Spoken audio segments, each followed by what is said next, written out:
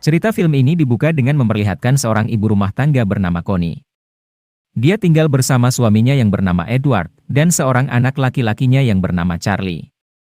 Mereka adalah keluarga yang bahagia dengan kehidupan yang berkecukupan, dikarenakan Edward sebagai kepala keluarga, bekerja sebagai bos pemilik bisnis produksi truk. Sedangkan Connie hanyalah seorang ibu rumah tangga, namun kerap aktif mengikuti acara-acara pelelangan properti. Kemudian pada suatu waktu, badai angin yang sangat hebat sedang terjadi di kota tempat tinggal mereka.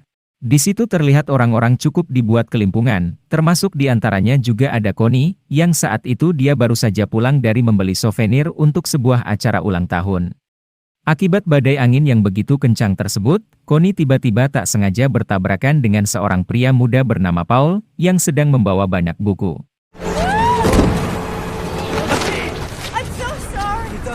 Insiden kecil itu pun membuat Connie mengalami luka di bagian lutut kakinya, tapi dia terlihat mengabaikannya, karena dia sedang terburu-buru untuk segera pergi. Dia pun berusaha menyetop beberapa taksi, bahkan meminta Paul juga membantunya, namun tak ada satupun taksi mau berhenti. Paul yang melihat kondisi Connie yang terluka, akhirnya mengajaknya masuk ke apartemennya, untuk membersihkan sekaligus mengobati luka kaki Connie. Usai mengobati lukanya, di situ Connie melihat Paul adalah seorang pemuda tampan dan juga baik hati, sehingga dia pun berterima kasih kepadanya. Akan tetapi dia tidak bisa berlama-lama di apartemen Paul, karena dia harus segera pulang. Ketika Connie akan pulang, Paul lalu menyuruhnya untuk mengambil satu buah buku sebagai souvenir darinya. Dikarenakan Paul memiliki banyak buku, Connie pun tak menolak untuk mengambil satu buku yang disuruh oleh Paul, dan setelah itu dia pun pergi dari apartemen tersebut. Sesampainya di rumah, Connie pun menceritakan insiden kecil yang menimpanya tadi pagi kepada sang suami.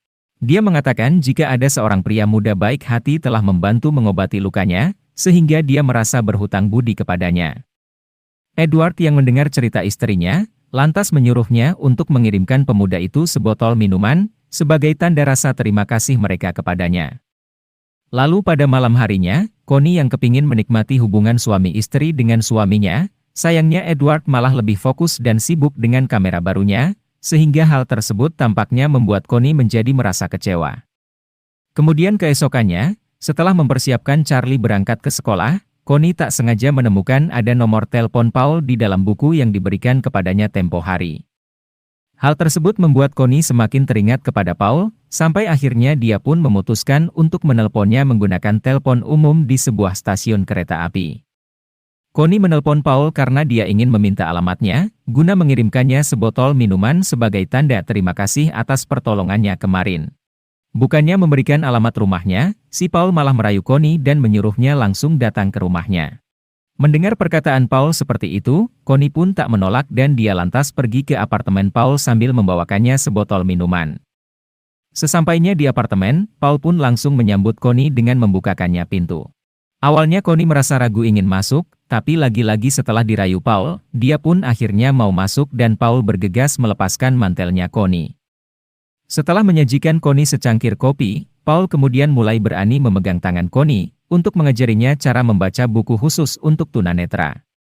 Connie pun tampaknya menikmati kebersamaan itu dengan Paul, akan tetapi lama-kelamaan dia mulai tersadar kalau perbuatannya itu adalah salah, sehingga dia pun bergegas minta izin untuk pergi dari tempat itu.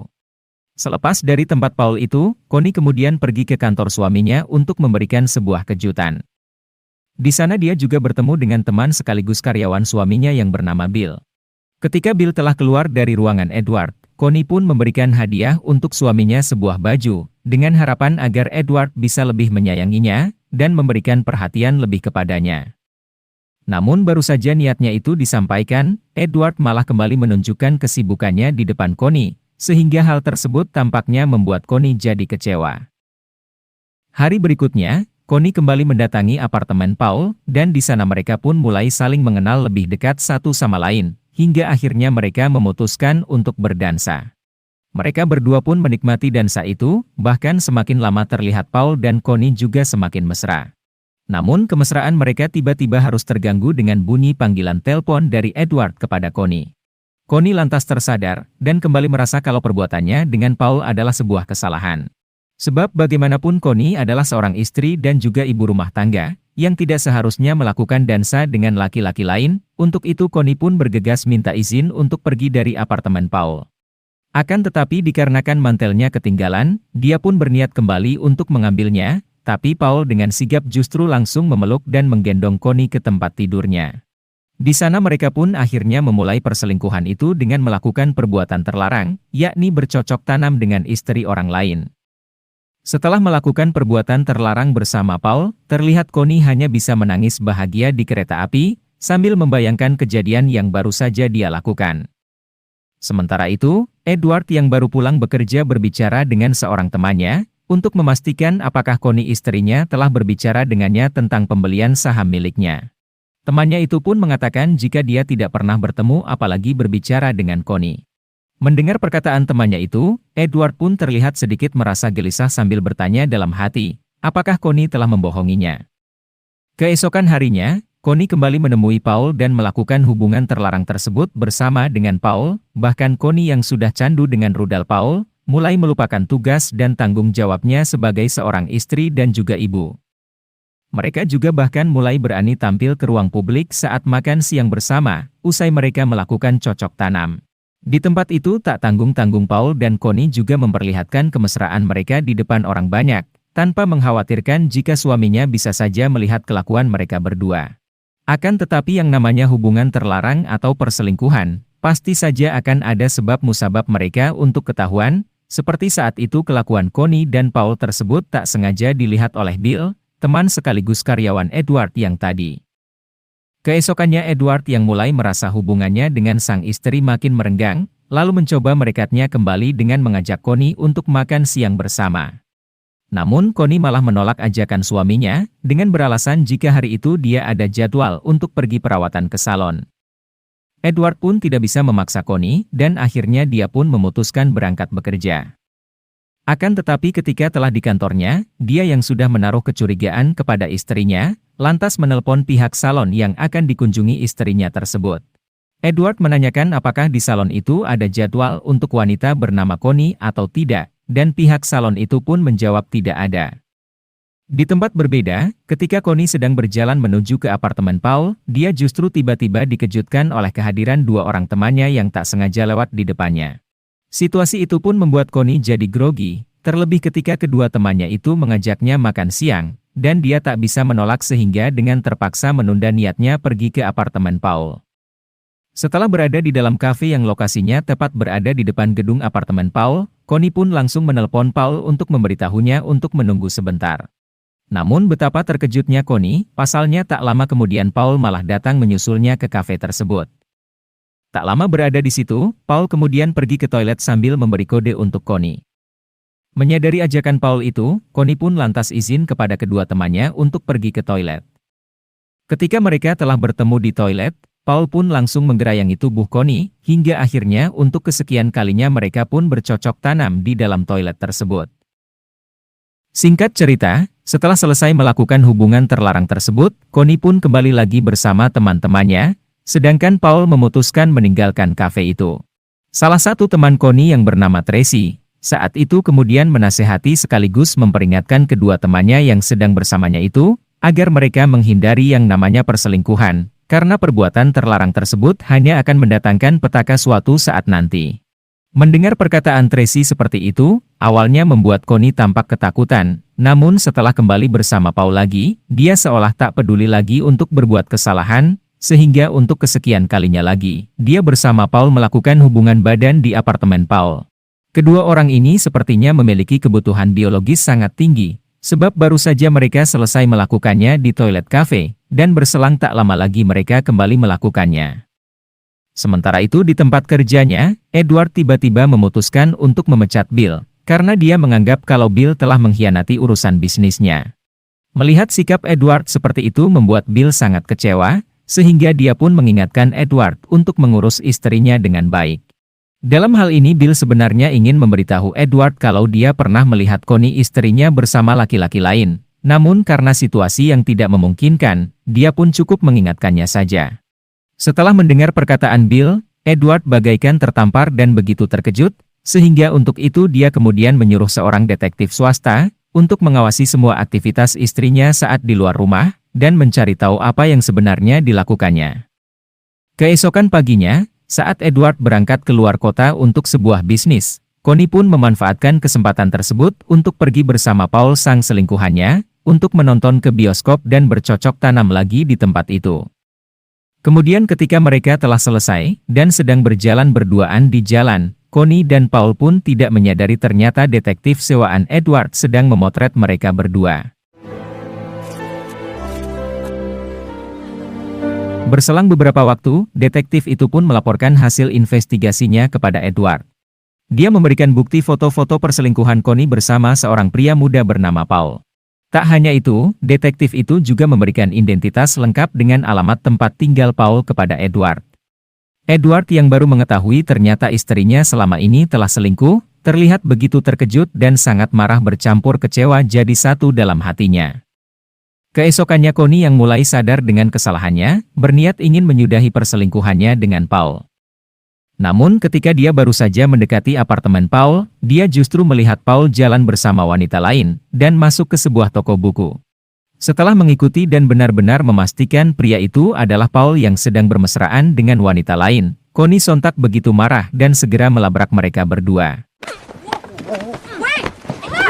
Paul yang tak ingin keributan itu ditonton banyak orang, lantas bergegas membawa Connie ke apartemennya. Di depan apartemen Paul tersebut, dengan sangat marah Connie mengatakan jika dia ingin menyudahi hubungannya dengan Paul. Akan tetapi Paul berusaha menenangkan Connie, bahkan dia mengeluarkan jurusnya dengan terus memaksa Connie berhubungan badan dengan menggerayangi tubuh Connie. Awalnya Connie menolak melakukannya, namun karena kekuatan super si Paul, akhirnya pertahanan Connie pun goyah, sehingga mereka berdua pun akhirnya bercocok tanam lagi dan lagi. Usai menyalurkan hasratnya kali ini, Paul kemudian melihat ada seorang pria berdiri di depan apartemennya, yang mana pria itu adalah Edward. Edward pun kemudian memberanikan dirinya untuk menemui Paul di apartemennya. Ketika telah bertemu dengan Paul, Edward langsung memperkenalkan dirinya kalau dia adalah suaminya Connie. Paul yang menyadari kalau pria yang di depannya itu adalah suami wanita selingkuhannya, tampak sedikit panik, namun dia juga berusaha tetap tenang sambil mempersilahkan Edward masuk. Kedua pria ini pun mulai saling mencurigai sembari saling mewaspadai, menjaga-jaga diri jika seandainya salah satu dari mereka ada yang menyerang duluan. Akan tetapi Edward cukup bisa membawa dirinya tetap tenang, walaupun saat ini di depannya ada pria selingkuhan istrinya, dengan nyata-nyata memberitahunya kalau istrinya sering ke apartemennya. Awalnya perbincangan Edward dan Paul berjalan dengan tenang sambil berusaha mencari jalan keluar atas problem perselingkuhan istrinya dengan Paul. Namun ketika Edward melihat kasur Paul yang sangat berantakan, dia pun mulai membayangkan kalau istrinya telah bercocok tanam dengan Paul di kasur tersebut. Alhasil emosi Edward pun tak bisa dikendalikan, hingga akhirnya dia mengambil sebuah souvenir yang dia hadiahkan dulu untuk istrinya, untuk menghantam kepala Paul berulang kali, sampai akhirnya Paul pun meregang nyawa.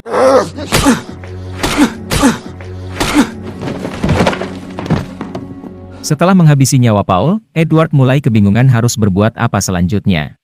Dia tampak begitu panik, terlebih lagi waktu itu telepon tiba-tiba berdering, ternyata yang menelpon adalah Connie, istrinya sendiri. Connie mengatakan jika dia ingin menyudahi hubungannya bersama Paul, sebab sekarang dia telah sadar atas kesalahannya selama ini.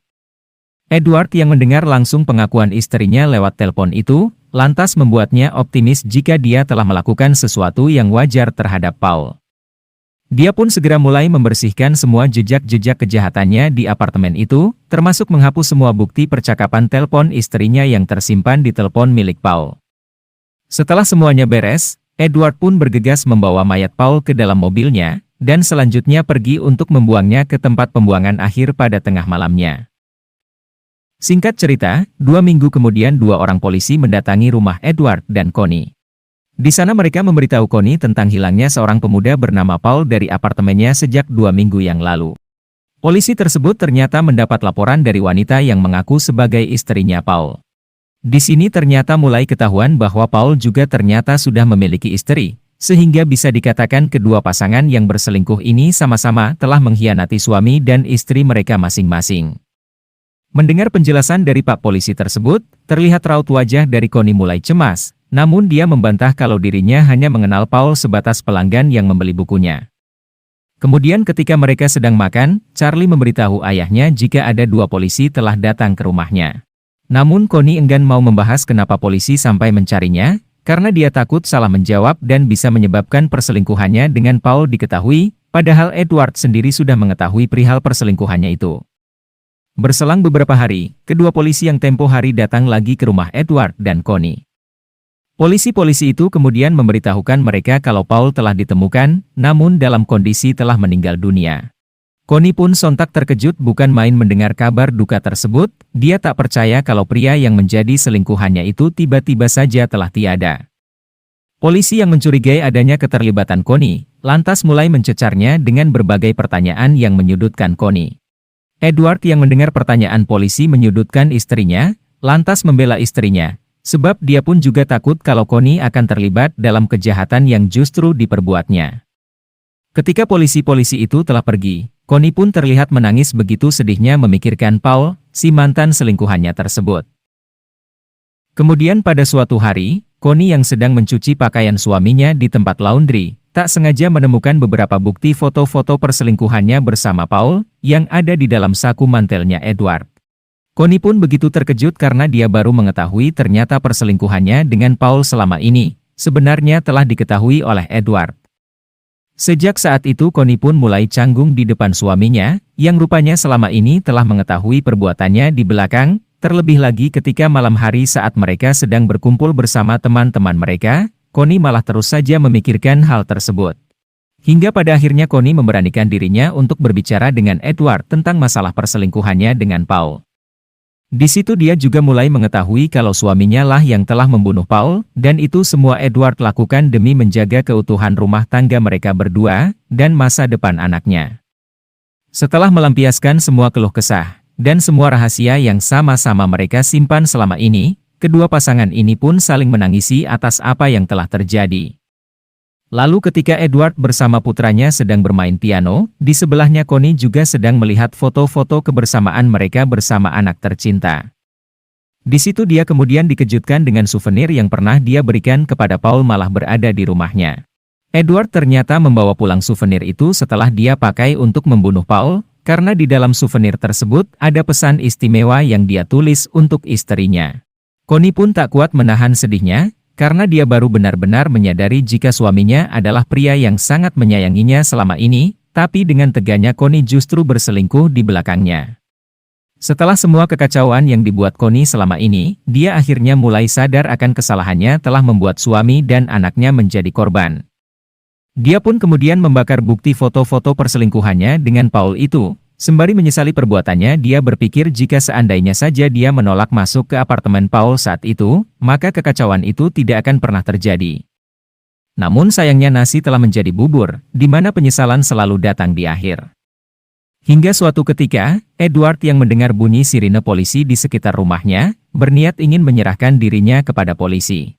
Akan tetapi, Connie melarang suaminya, sampai pada akhirnya mereka pun memilih pindah ke rumah yang baru, dan di sana Edward dan Connie pun ingin memulai lembaran dan kisah kehidupan mereka yang baru bersama anak tercinta. Seperti itulah alur cerita film Unfaithful, semoga teman-teman semua terhibur. Terima kasih dan sampai jumpa lagi di video selanjutnya.